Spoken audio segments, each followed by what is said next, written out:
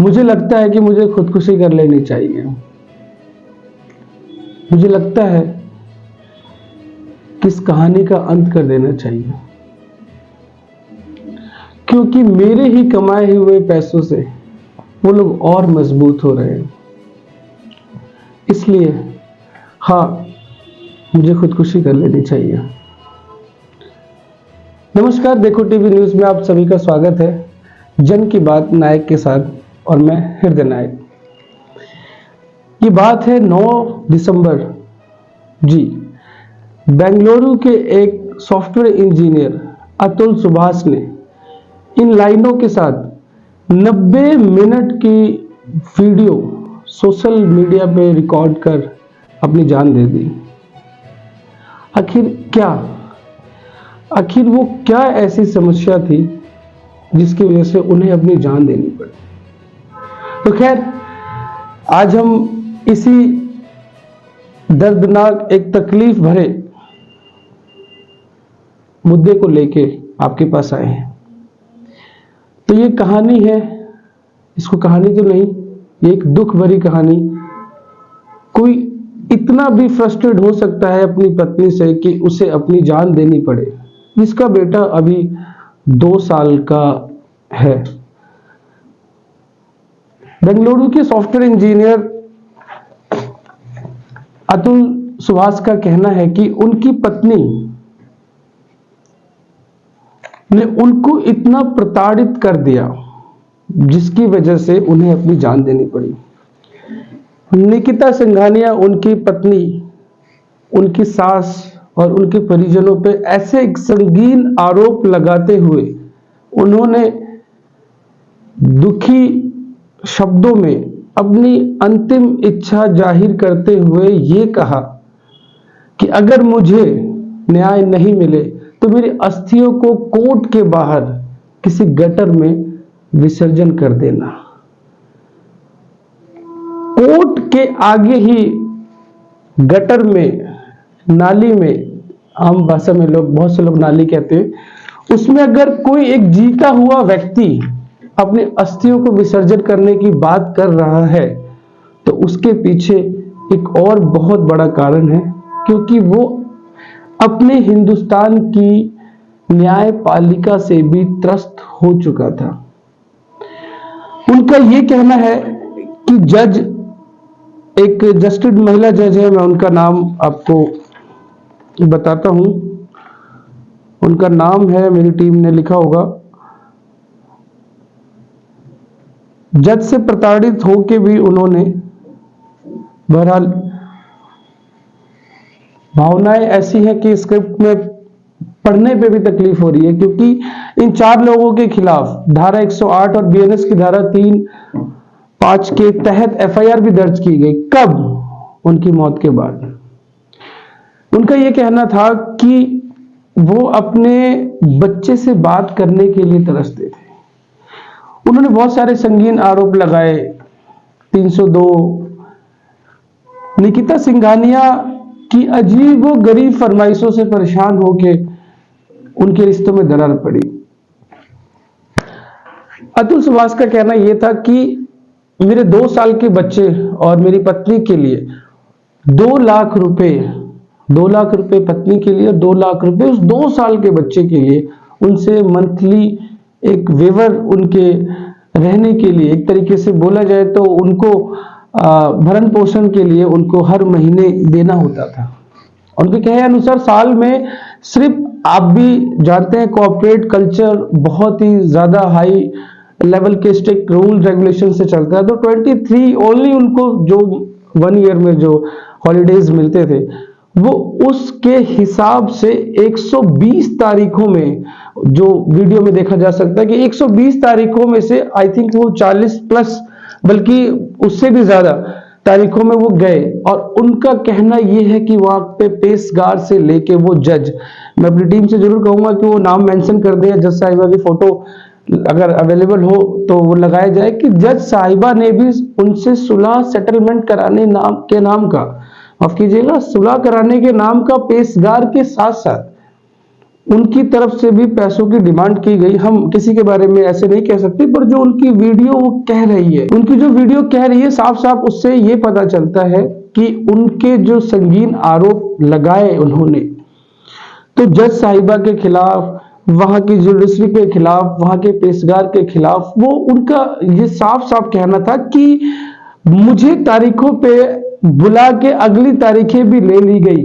मैं बेंगलुरु से 2 दिन लगते थे आने जाने में, और वहां पे जौनपुर जैसे शहर में मैं जाके अपने कोर्ट में अपने वकीलों के साथ वहां जाके अगली तारीख के लिए, अगले या कुछ समय के लिए गिड़गिड़ाना पड़ता था। ऐसे संगीन आरोप 156(3) और जो बहुत सारी धाराएं हैं, आपका 377 जिसके अंदर वैधानिक सेक्स की बात कही गई, तो उससे भी रिलेटेड एक इंसान अब कभी भी अपने परिवार, कहते हैं ना कि अपनी पत्नी के लिए कोई भी व्यक्ति वैसे शब्दों का इस्तेमाल करते हुए बहुत बहुत बार सोचता है, और उन्होंने अंत में बोला भी कि इससे ज्यादा मैं पब्लिक फोरम पे नहीं बोल सकता।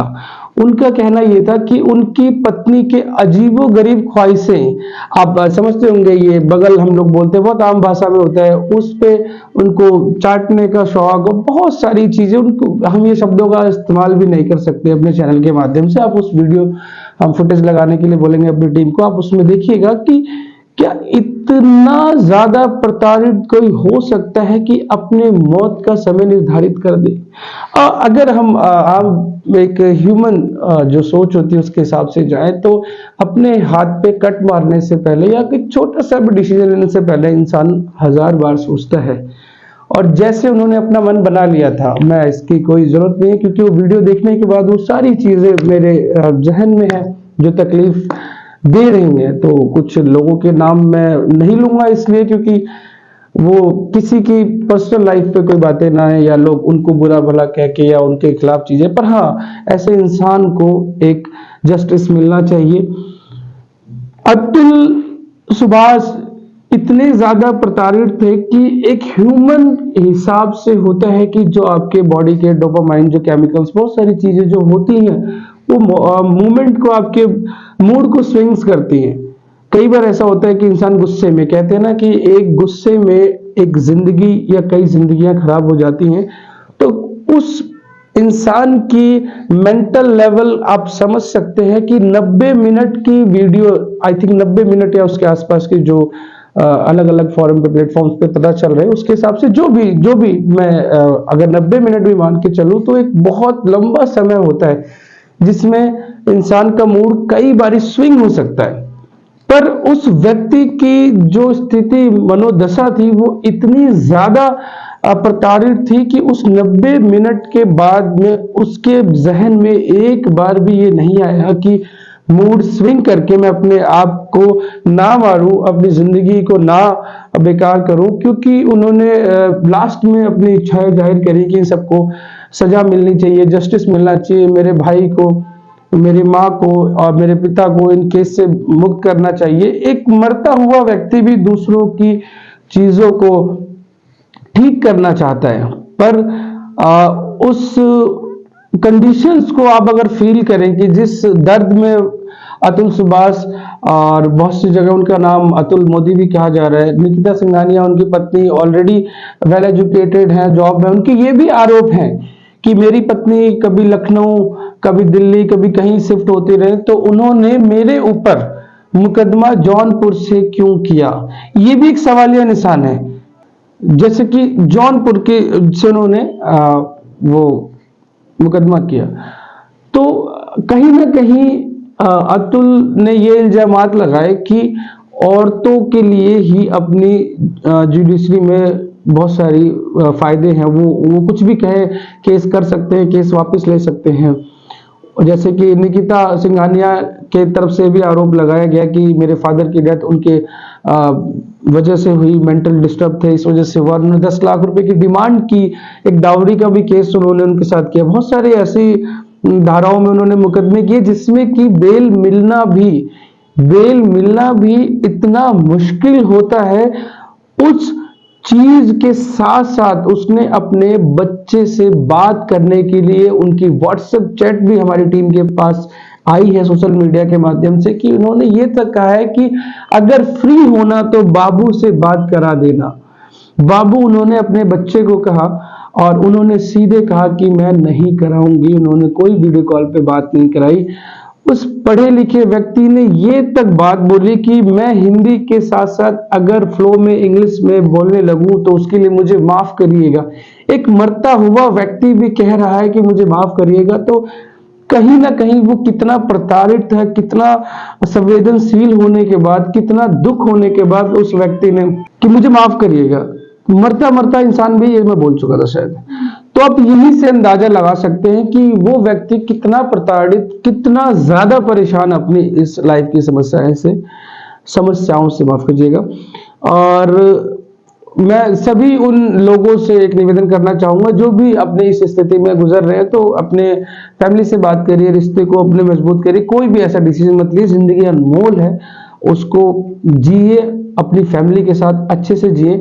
और बहरहाल मैं आपको ये बताना चाहूंगा कि उनके भाई अतुल सुभाष के भाई ने निवेदन भी किया रोते हुए। पहले तो उन्होंने गंभीरता दिखाते हुए बहुत अच्छे से इंटरव्यू चैनल को देते हुए उन्होंने सारी बातें रखी, पर उन्होंने लास्ट में अपना एक दर्द बयां किया कि सर ये एक 2-4 दिन की स्टोरी ना रह जाए। वो भी चाहते हैं कि मीडिया उनका सपोर्ट करे। तो हम देखो टीवी न्यूज की टीम जो भी अपडेट्स आती रहेंगे हम उनके साथ हैं, हमारी संवेदनाएं उनकी फैमिली के साथ है और हम पूरी कोशिश करेंगे। जो हमारा टैगलाइन है, देखो टीवी न्यूज सच दिखता है, हम आपको सच दिखाएं। कोई भी टीआरपी की गेम या कोई भी ऐसी चीजों का हम इस्तेमाल नहीं करेंगे। और हमारी तरफ से पूरी देखो टीवी न्यूज परिवार की तरफ से उनकी फैमिली को बहुत ज्यादा कॉन्डोलेंस, बहुत ज्यादा संवेदनाएं हैं। और हमारी कोशिश यही रहेगी कि हम जो सच हो आपको वो दिखाएं। तो ये जितने भी लोग अभी जिनके खिलाफ एफआईआर हुई है, उनकी फैमिली, उनके ससुराल, उनके ससुर तो नहीं रहे, उनके ससुर तो 2019 में एक्सपायर हो गए थे वीडियो के अकॉर्डिंग। तो जो मेन जो तकलीफ जो झेल रहे हैं उनके माता पिता का रो रो के इतना बुरा हाल है कि उनका कहना है कि मेरे बच्चे को न्याय दिला दो, मेरे बच्चे को न्याय दिला दो। काश ये जो एफआईआर है ये उनके खिलाफ पहले भी हो सकती थी, अगर निष्पक्ष तरीके से जांच होती कि एक इंसान बेंगलुरु में रह रहा है और पत्नी उनकी कभी लखनऊ कभी दिल्ली जगह जगह पोस्टेड है, तो वो जौनपुर से ही, ये भी एक सवाल बनता है कि जौनपुर से ही उनके ऊपर ये सारे मुकदमे क्यों किए गए। तो खैर देश में बोलने की आजादी सबको है, तो सबकी अपनी अपनी बातें, सबकी अपनी अपनी राय होगी। तो आप लोग कमेंट करके अपनी राय जरूर दें कि आगे क्या होना चाहिए।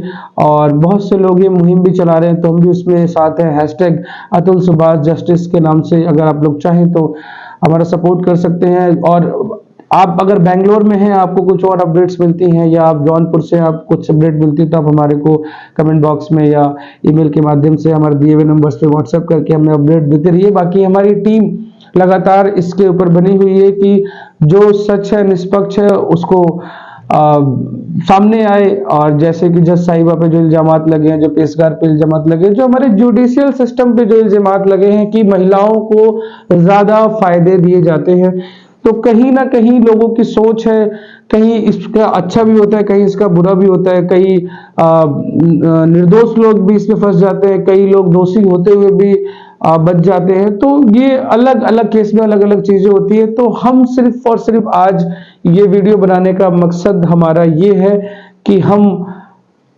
उस इंसान के उस हिम्मत, उस दरिया दिली को सलाम करते हैं जो इस हद तक टूटने के बाद भी अपने परिवार, अपने बच्चे और लोगों का भला करने के लिए ही निवेदन करता रहा कि मेरी अस्थियों को गटर में बहा देना अगर मुझे इंसाफ ना मिले। तो सोचिए उस इंसान के दिल में कितना दर्द होगा। तो अगर आप लोग भी किसी तकलीफ में हैं, तो ऐसी कोई भी वीडियोस हम देखते हैं तो उसमें एक हेल्पलाइन नंबर लिखा हुआ आता है। अगर आप लोग कभी भी कुछ अकेला महसूस कर रहे हैं, परेशान है, आपके मन में ऐसे बुरे ख्याल आते हैं, और अगर आप चाहते हैं कि मैं किसी से डिस्कस नहीं कर सकता, उससे बोलूंगा तो वो क्या सोचेगा, फैमिली वाले क्या सोचेंगे, रिश्तेदार क्या सोचेंगे, तो आपको किसी के बारे में सोचने की जरूरत नहीं है। आजकल की टेक्नोलॉजी इतनी अच्छी हो चुकी है, आप लोग गूगल पे जाके अपने उस भावनाओं को अगर आप टाइप भी करते हैं, सपोज मैंने वो वीडियो जब देख रहा था तो उसमें मुझे ऑप्शन था यू आर फीलिंग अलोन, तो वो जो उस पे दिए हुए नंबर हैं आप उन पे बात करके अपनी बातों को रख के अपने मन को हल्का कर सकते हैं।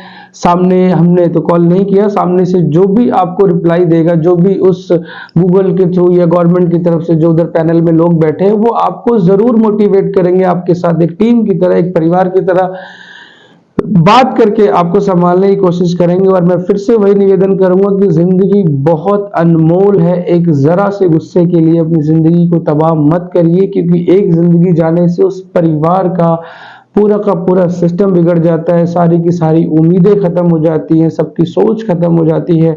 और ये प्रकाष्ठा एक यूथ को मैं खास कर ये कहना चाहूंगा कि अपने गुस्से पे काबू रखें, अपने रिलेशंस को अच्छे बना के रखें, जहां तक हो सके अपने बड़े बुजुर्गों से बात जरूर करें, कोई ना कोई दोस्त, रिश्तेदार या फैमिली मेंबर से इतनी क्लोजनेस जरूर रखें कि आप किसी भी तकलीफ में हो तो आपको ऐसा कदम ना उठाना पड़े, आप उनसे बात करके अपने मन को हल्का करके अपनी समस्याओं को दूर कर सके। तो इन्हीं शब्दों के साथ मैं सबसे विदा लूंगा। आज जन की बात नायक के साथ में एक अफसोसनाक दुखद घटना को सुनाते हुए मुझे बहुत बहुत ज्यादा तकलीफ हो रही है। तो मैं चाहूंगा एज ए ह्यूमन कि आप लोग ऐसा कुछ भी ना करें और अपनी मेंटेलिटी को ठीक रखते हुए अपने भविष्य के लिए अच्छी चीजों करें। तो जन की बात नायक के साथ में आज इतना ही। मैं हृदय नायक, देखो टीवी न्यूज, सच दिखता है।